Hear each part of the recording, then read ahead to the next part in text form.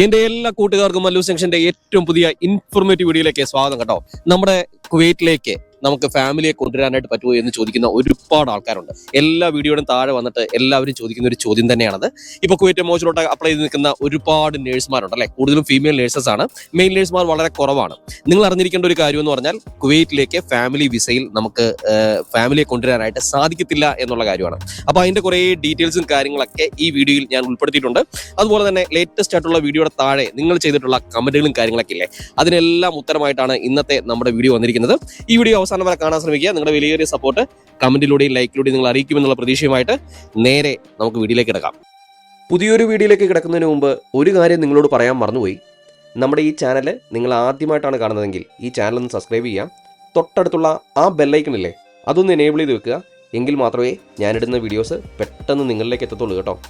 2024 Kuwait മോച്ചിന്റെ ഈ ജോയിനിങ്ങും കാര്യങ്ങളൊക്കെ തുടങ്ങിയത് അല്ലേ. അവിടുത്തെ ഇന്റർവ്യൂവും കാര്യങ്ങളൊക്കെ സ്റ്റാർട്ട് ചെയ്തത് ഏകദേശം 2024 അപ്പോൾ അന്ന് തുടങ്ങി ഒരുപാട് നേഴ്സുമാർ നാട്ടിൽ നിന്നും കുവൈറ്റിൽ നിന്നൊക്കെ അപ്ലൈ ചെയ്തിട്ടുണ്ട്. ഒരുപാട് ആൾക്കാരൊക്കെ നമ്മുടെ കുവൈറ്റ് മോച്ചിലോട്ട് ജോയിൻ ചെയ്തിട്ടുണ്ട്.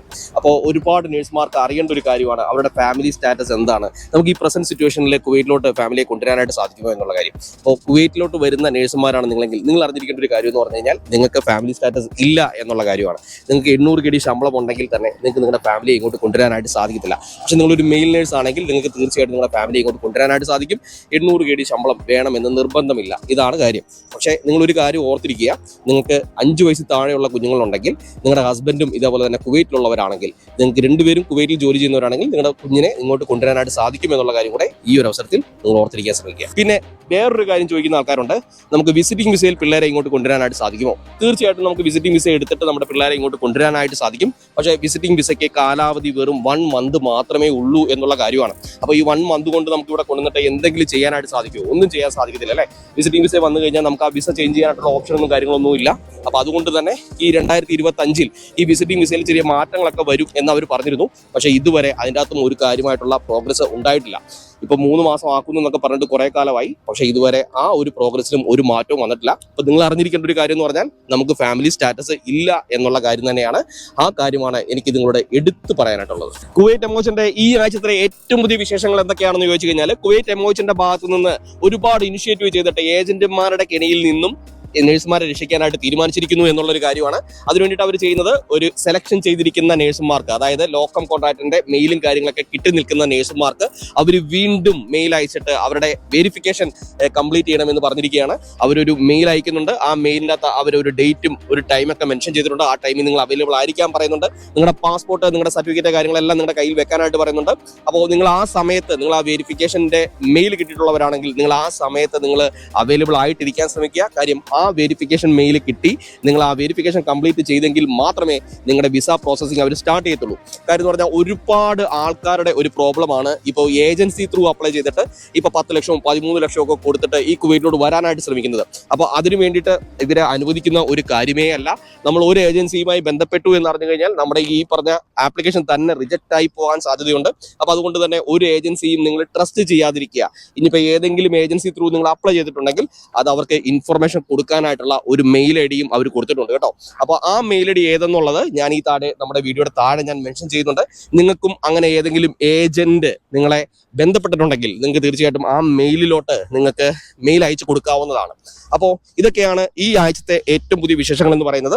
ഇനി നമുക്ക് അടുത്തതായിട്ട് നമ്മുടെ താഴത്ത് നമ്മുടെ ലേറ്റസ്റ്റ് വീഡിയോയുടെ താഴെ വന്ന കുറെ കമന്റുകൾ വായിക്കാം. ആ കമന്റുകൾക്കുള്ള മറുപടിയും ഞാൻ ഈ വീഡിയോയിലൂടെ തരാം കേട്ടോ. കുവൈറ്റ് എമോച്ചിലോട്ട് ഇപ്പോഴും അപ്ലൈ ചെയ്യാൻ നിൽക്കുന്ന ഒരുപാട് ആൾക്കാരുണ്ട് എന്ന് എനിക്ക് തോന്നുന്നു. അതിന്റെ കാരണം എന്ന് പറഞ്ഞാൽ ഒരുപാട് ആൾക്കാർ നമ്മുടെ വീഡിയോയുടെ താഴെ വന്നിട്ട് ഇപ്പോഴും ലിങ്ക് ഓപ്പൺ ആണോ എന്നൊക്കെ ചോദിക്കുന്ന ഒരുപാട് ആൾക്കാരുണ്ട്. നിങ്ങളൊരു കാര്യം അറിഞ്ഞിരിക്കുക, ലിങ്ക് ഓപ്പൺ ആണ്.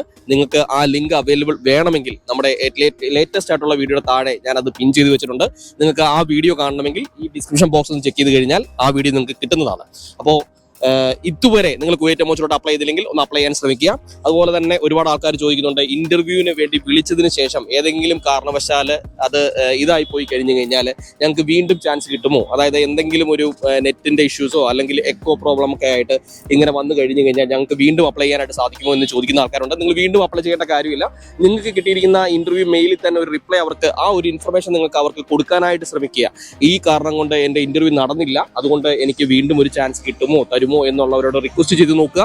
തീർച്ചയായിട്ടും അവരുടെ ഭാഗത്തുനിന്ന് ആ റിക്വസ്റ്റ് അവർ സ്വീകരിക്കുന്നതാണ്. നിങ്ങളെ വീണ്ടും അവർ ഈ പറഞ്ഞ ഒരു ഇന്റർവ്യൂവിന് വേണ്ടിയിട്ടുള്ള ടൈമും കാര്യങ്ങളും നിങ്ങൾക്ക് കിട്ടുന്നതാണ് എന്നുള്ള കാര്യം കൂടെ ഈ ഒരു അവസരത്തിൽ ഓർത്തിരിക്കുക. ഏറ്റവും പുതിയ വീഡിയോയുടെ താഴെ വന്നിരിക്കുന്ന കുറച്ച് കമന്റുകളും കാര്യങ്ങളൊക്കെ ഞാൻ വായിക്കാം, അതിനുള്ള ഉത്തരവും തരാം. ആദ്യത്തെ കമന്റ് എന്ന് പറഞ്ഞാൽ എത്ര വയസ്സ് വരെ കുവൈറ്റ് MOHൽ വർക്ക് ചെയ്യാനായിട്ട് സാധിക്കുമെന്ന് ചോദിച്ചിട്ടുണ്ട്. അതിൽ അറിഞ്ഞിരിക്കേണ്ട കാര്യം എന്ന് പറഞ്ഞാൽ 65 വയസ്സ് വരെ നമുക്ക് കുവൈറ്റ് MOHൽ വർക്ക് ചെയ്യാം. അതുപോലെ തന്നെ 25 ഇയേഴ്സ് ആണ് നമ്മുടെ സർവീസ് എന്ന് പറയുന്നത്. ഇത് രണ്ടിലെ ഏതാണോ ആദ്യം കംപ്ലീറ്റ് ആകുന്നത് അവർക്ക് ലീവ് ചെയ്യേണ്ടതായിട്ട് വരും. അങ്ങനെയാണ് ഇവിടുത്തെ റൂളും കാര്യങ്ങളൊക്കെ എന്ന് പറയുന്നത്. അപ്പോൾ അടുത്ത ആൾക്കാർ പറഞ്ഞിരിക്കുന്ന ഒരു കമന്റ് എന്ന് പറയുന്നത്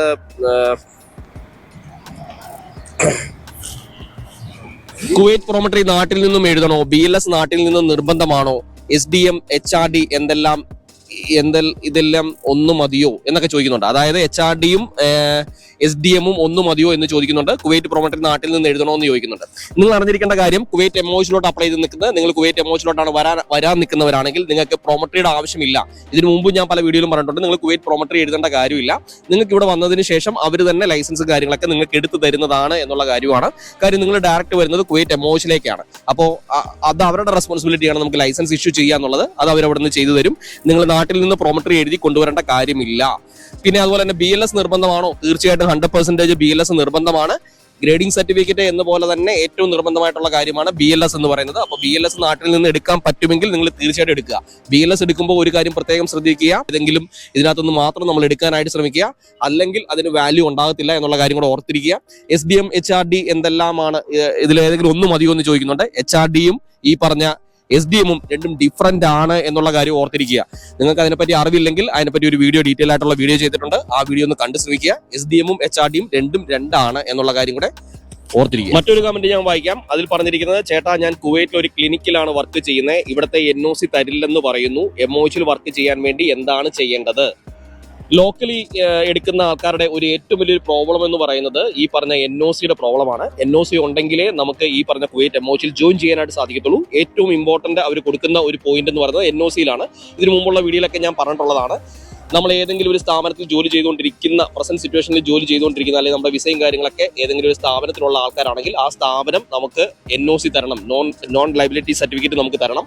ആ സാധനമാണ് ഇവർ ഈ പറഞ്ഞ NOC എന്ന് പറയുന്നത്. ആ NOC ആണ് നമ്മൾ ഈ ലോക്കലി റിക്രൂട്ട് ചെയ്യുമ്പോൾ നമ്മൾ ആദ്യം പോയിട്ട് നമ്മുടെ സർട്ടിഫിക്കറ്റ് വെരിഫിക്കേഷൻ ചെയ്യുന്ന സമയത്ത് നമ്മുടെ അടുത്ത് ചോദിക്കുന്നതും നമ്മൾ സബ്മിറ്റ് ചെയ്യേണ്ടതും. അതിനുശേഷമാണ് നമ്മുടെ സർട്ടിഫിക്കറ്റും കാര്യങ്ങളൊക്കെ അവർ വെരിഫൈ ചെയ്യുന്നത്.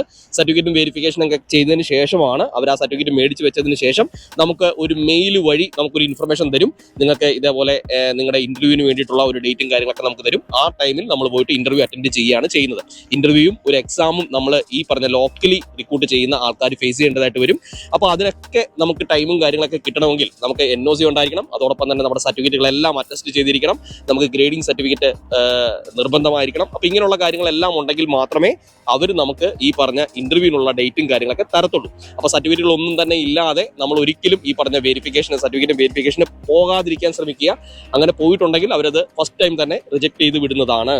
അടുത്ത ഒരു ചോദ്യം എന്ന് പറഞ്ഞാൽ ഗ്രേഡിംഗ് സർട്ടിഫിക്കറ്റുമായിട്ട് ബന്ധപ്പെട്ടിട്ടുള്ള 2 ചോദ്യങ്ങളാണ്. അതിൽ പോസ്റ്റ് BSc ആണെങ്കിൽ ഗ്രേഡിംഗ് സർട്ടിഫിക്കറ്റ് GNMന്റെ എടുക്കണോ എന്ന് ചോദിച്ചിട്ടുണ്ട്. അതുപോലെ തന്നെ ഗ്രേഡിംഗ് സർട്ടിഫിക്കറ്റ് നാട്ടിൽ നിന്നും അറ്റസ്റ്റ് ചെയ്യണോ എന്ന് ചോദിച്ചിട്ടുണ്ട്. ഇപ്പോഴും ഈ ഗ്രേഡിംഗ് സർട്ടിഫിക്കറ്റിനെ കുറിച്ചുള്ള സംശയങ്ങൾ ആൾക്കാർ ചോദിക്കുന്നുണ്ട്. അപ്പോൾ നിങ്ങൾ അറിഞ്ഞിരിക്കേണ്ട ഒരു കാര്യം എന്ന് പറഞ്ഞാൽ, പോസ്റ്റ് BSc എടുത്തവരാണ് നിങ്ങളെങ്കിൽ പോസ്റ്റ് BScക്ക് ശേഷമുള്ള ഗ്രേഡിംഗ് സർട്ടിഫിക്കറ്റ് വേണം നിങ്ങളുടെ കയ്യിൽ ഉണ്ടായിരിക്കാനായിട്ട്. അതുപോലെ തന്നെ ഗ്രേഡിംഗ് സർട്ടിഫിക്കറ്റ് നാട്ടിൽ നിന്ന് അറ്റസ്റ്റ് ചെയ്ത് കൊണ്ടുവരേണ്ട കാര്യമില്ല. നിങ്ങൾ ഫസ്റ്റ് ഇവിടെ വന്നു കഴിഞ്ഞാൽ, കുവൈറ്റിൽ വന്ന് ഇറങ്ങി കഴിഞ്ഞു കഴിഞ്ഞാൽ നമുക്ക് ഈ സർട്ടിഫിക്കറ്റ്, നിങ്ങളുടെ ഗ്രേഡിംഗ് സർട്ടിഫിക്കറ്റ് ഇവിടുത്തെ എംബസിയിൽ കൊണ്ട് കൊടുത്ത് ആ എംബസിയുടെ അറ്റസ്റ്റേഷൻ ഇവിടെ ചെയ്യേണ്ടതായിട്ട് വരും. അപ്പോൾ അതിന് വേണ്ടിയിട്ട് നമ്മുടെ MOH തന്നെ നമ്മളെ പറഞ്ഞു വിടും.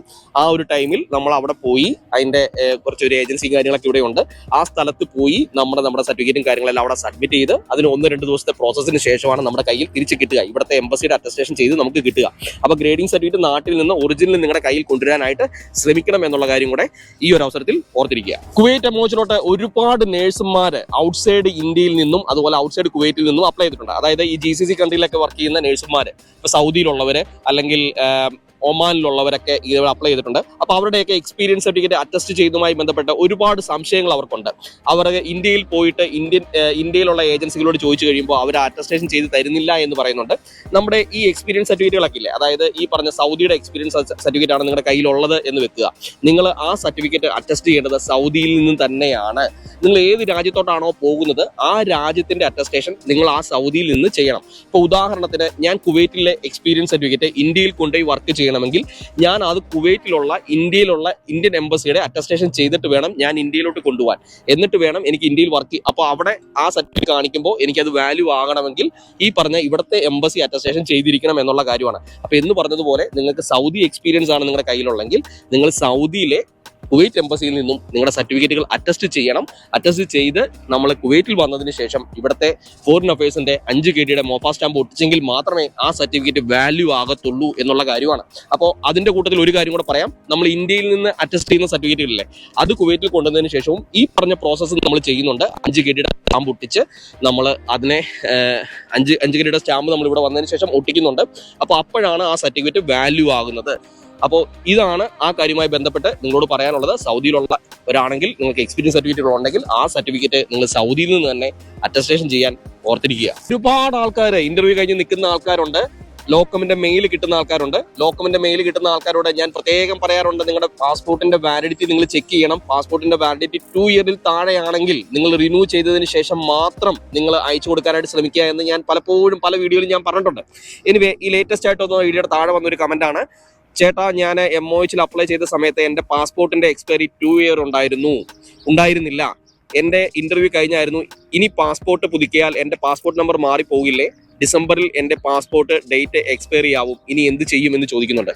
നിങ്ങൾ അറിഞ്ഞിരിക്കേണ്ട ഒരു കാര്യം എന്ന് പറഞ്ഞു കഴിഞ്ഞാൽ, നിങ്ങൾ അപ്ലൈ ചെയ്യുന്ന സമയത്ത് നിങ്ങളുടെ പാസ്പോർട്ടിന്റെ വാലിഡിറ്റി കുറവായിരുന്നെങ്കിലും നിങ്ങൾ ടെൻഷൻ ആവേണ്ട കാര്യമില്ല. പക്ഷേ നിങ്ങൾക്ക് ലോക്കമിന്റെ മെയിൽ കിട്ടി അവർ നിങ്ങളുടെ പാസ്പോർട്ട് അയച്ചു കൊടുക്കാൻ പറയുന്ന ആ പോയിന്റിൽ നിങ്ങൾ കൊടുക്കുന്ന പാസ്പോർട്ട് എന്ന് പറഞ്ഞാൽ നിങ്ങളുടെ 2 ഇയർ വാലിഡിറ്റി ഉള്ള പാസ്പോർട്ട് ആയിരിക്കണം എന്നുള്ള കാര്യം നിർബന്ധമാണ്. കാര്യം എന്ന് പറഞ്ഞാൽ അപ്പോഴാണ് നിങ്ങളുടെ വിസയുടെ പ്രോസസ്സും കാര്യങ്ങളും അവർ സ്റ്റാർട്ട് ചെയ്യുക. ആ പറഞ്ഞ നമ്മുടെ പാസ്പോർട്ട് അവർ വിസ പ്രോസസ്സിന് കൊടുക്കുമ്പോൾ മിനിമം 2 ഇയർ എങ്കിലും അതിന്റെ വാലിഡിറ്റി ഉണ്ടായിരിക്കണം. ഇതൊക്കെ ഇതിനു മുമ്പുള്ള വീഡിയോ ഞാൻ പറഞ്ഞിട്ടുണ്ട്. എങ്കിലും പുതിയതായിട്ടൊക്കെ നമ്മുടെ വീഡിയോ കാണുന്ന ആൾക്കാർ ഈ കാര്യം കൂടെ ഓർത്തിരിക്കുക. നിങ്ങളുടെ പാസ്പോർട്ട് ഇപ്പൊ തന്നെ നിങ്ങൾ ചെക്ക് ചെയ്യുക. 2 ഇയറിൽ താഴെയാണെങ്കിൽ ഇപ്പൊ തന്നെ അത് പുതുക്കി വെക്കാനായിട്ട് ശ്രമിക്കുക. ഞാൻ മറ്റൊരു കമന്റ് വായിക്കാം. ഞാൻ ഡിസംബറിൽ MOHന് അപ്ലൈ ചെയ്തു, ഇതുവരെ ഒരു റിപ്ലൈ വന്നിട്ടില്ല. ഒരുപാട് ആൾക്കാർ പറയുന്ന ഒരു കാര്യമാണ്, റിപ്ലൈ ഇതുവരെ കിട്ടിയിട്ടില്ല, ഞങ്ങൾക്ക് താമസം ഉണ്ടാവുമോ? ജനുവരിയിലായിരുന്നു ഞങ്ങളുടെ ഇന്റർവ്യൂ കഴിഞ്ഞത്, ഞങ്ങൾക്ക് പാസ്സായി എന്ന് അവർ പറഞ്ഞു, പക്ഷെ ഞങ്ങൾക്ക് ഇതുവരെ റിപ്ലൈ ഒന്നും വന്നിട്ടില്ല. എന്തായിരിക്കും, ഞാൻ പാസ്സാകാത്തോണ്ടായിരിക്കുമോ എന്നൊക്കെ ചോദിക്കുന്ന ഒരുപാട് ആൾക്കാരുണ്ട്. നിങ്ങളൊരു കാര്യം മനസ്സിലാക്കുക, നിങ്ങളുടെ ഇന്റർവ്യൂ നടക്കുന്ന സമയത്ത് നിങ്ങൾക്ക് ഒരു ഇന്റർവ്യൂവിന്റെ അകത്ത് ഒരു കാര്യം പറഞ്ഞിട്ടുണ്ട്, ER ഒരു ഡിപ്പാർട്ട്മെന്റിലോട്ടായിരിക്കും നിങ്ങളുടെ ഇന്റർവ്യൂ കഴിഞ്ഞത്. ഓരോ ഡിപ്പാർട്ട്മെന്റ് വൈസ് ആയിരിക്കും നിങ്ങളുടെ ഇന്റർവ്യൂ കഴിഞ്ഞിട്ടുണ്ടാകുക അല്ലേ. അപ്പോൾ അവർ നടത്തുന്ന ആ ഒരു പ്രോസസ്സിന് അവർ ആ ഒരു രീതിയിലാണ്, ഓരോ ഡിപ്പാർട്ട്മെന്റ് വൈസ് ആയിരിക്കാം ചിലപ്പോൾ അവർ സെലക്ട് ചെയ്യുന്നത്, ചിലപ്പോൾ അവർക്ക് പ്രയോറിറ്റി അനുസരിച്ചായിരിക്കും അവർ സെലക്ട് ചെയ്യുന്നത്. അത് നമുക്ക് പറയാനായിട്ട് സാധിക്കത്തില്ല ഏത് പ്രയോറിറ്റി അനുസരിച്ചിട്ടാണ് അവർ നമ്മളെ വിളിക്കുന്നത് എന്നുള്ള കാര്യം. നിങ്ങൾ സെലക്ടഡ് ആയിട്ടുണ്ടെങ്കിൽ നിങ്ങൾക്ക് തീർച്ചയായിട്ടും, നിങ്ങൾ നന്നായിട്ട് പെർഫോം ചെയ്തിട്ടുണ്ടെങ്കിൽ നിങ്ങൾക്ക് തീർച്ചയായിട്ടും ഈ പറഞ്ഞ ലോക്കമിന്റെ മെയിൽ വരുന്നതാണ്. ലോക്കമിന്റെ മെയിൽ വരാൻ കുറച്ച് താമസം എന്തായാലും ഉണ്ടാവും. ഒരു 1.5 മാസമെങ്കിലും സമയം എടുത്തിട്ടൊക്കെ നിങ്ങളുടെ ഈ ലോക്കമിന്റെ മെയിലൊക്കെ നിങ്ങളുടെ കയ്യിലോട്ട് വരാനായിട്ട് സാധ്യതയുള്ളൂ. അപ്പോൾ ഇന്റർവ്യൂ ഒക്കെ കഴിഞ്ഞ് നിൽക്കുന്ന ഡേറ്റും അതിനുശേഷം ഒരു 1.5 മാസമൊക്കെ നിങ്ങളൊന്ന് വെയിറ്റ് ചെയ്ത് നോക്കുക. തീർച്ചയായിട്ടും ലോക്കമിന്റെ മെയിൽ വരാനായിട്ട് സാധ്യതയുണ്ട്. സെലക്ഷൻ കിട്ടിയ ആൾക്കാർക്കാണെങ്കിൽ വിസ വരാനായിട്ട് പിന്നെയും ഈ പറഞ്ഞതുപോലെ 2-3 മാസമൊക്കെ സമയമെടുക്കും. അപ്പോൾ ഇതെല്ലാം മുൻകൂട്ടി കണ്ടുകൊണ്ട് മാത്രം കുവൈറ്റ് MOH നിൽക്കുക. ഇത് ഒരു സുപ്രഭാതത്തിൽ പെട്ടെന്ന് തന്നെ നമുക്ക് ജോലിക്ക് കയറാൻ പറ്റുന്ന ഒരു പരിപാടിയല്ല. പക്ഷേ തീർച്ചയായിട്ടും നിങ്ങൾക്ക് കോൾ വരും, നിങ്ങൾക്ക് കുവൈറ്റ് MOH ജോയിൻ ചെയ്യാൻ സാധിക്കും എന്നുള്ള കാര്യം ഉറപ്പാണ്. ഇത് ജെനുവിനായിട്ട് കുവൈറ്റ് MOH തന്നെ ഡയറക്റ്റ് നിങ്ങൾക്ക് മെയിൽ അയച്ച് ഒരു ഏജന്റും ഇല്ലാതെ നിങ്ങളെ റിക്രൂട്ട് ചെയ്യുന്ന ഒരു പ്രോസസ് ആണെന്നുള്ള കാര്യം കൂടെ ഈ ഒരു അവസരത്തിൽ ഓർത്തിരിക്കുക. ഈ വീഡിയോ വൈൻഡപ്പ് ചെയ്യുന്നതിന് മുമ്പ് 1-2 കാര്യങ്ങളോടെ നിങ്ങൾ ഓർമ്മിപ്പിക്കുകയാണ്. കുവൈറ്റിലോട്ട് വരാൻ നിൽക്കുന്ന ആൾക്കാരാണെങ്കിൽ, കുവൈറ്റിലോട്ട് ഇതേപോലെ എൻട്രി വിസയ്ക്കൊക്കെ വന്ന് ഇവിടെ ജോയിൻ ചെയ്യാൻ നിൽക്കുന്നവരാണെങ്കിൽ, നിങ്ങൾ ഇവിടെ വരുമ്പോൾ നിങ്ങളുടെ കയ്യിൽ നിങ്ങൾക്ക് ഇവിടെ പരിചയമില്ലാത്തവരൊക്കെ ആണ്, നിങ്ങൾ പുതിയതായിട്ടൊക്കെയാണ് കുവൈറ്റിലോട്ട് വരുന്നതെങ്കിൽ നിങ്ങൾ അറിഞ്ഞിരിക്കുക, നിങ്ങളുടെ ആവശ്യത്തിനുള്ള പൈസ നിങ്ങൾ ഇന്ത്യൻ മണിയിൽ നിന്നുള്ളത് കുവൈറ്റ് ദിനാറിലോട്ട് കൺവേർട്ട് ചെയ്ത് നിങ്ങളുടെ കയ്യിൽ വെക്കാനായിട്ട് ശ്രമിക്കുക. ഇവിടെ വന്നിട്ട് ഒരുപാട് ആൾക്കാർ ഈ പ്രോബ്ലം ഫേസ് ചെയ്യുന്നുണ്ട്. അതിന് കാരണം എന്ന് പറഞ്ഞാൽ, ഇവിടെ വന്നതിന് ശേഷമാണ് അവർ അറിയുന്നത് ഈ പറഞ്ഞ സർട്ടിഫിക്കറ്റും കാര്യങ്ങളൊക്കെ ഇവിടത്തെ മോഫ സ്റ്റാമ്പിങ്ങും കാര്യങ്ങൾ 5 KD സ്റ്റാമ്പിംഗ് ഒക്കെ ചെയ്യണമെന്നുള്ളത്.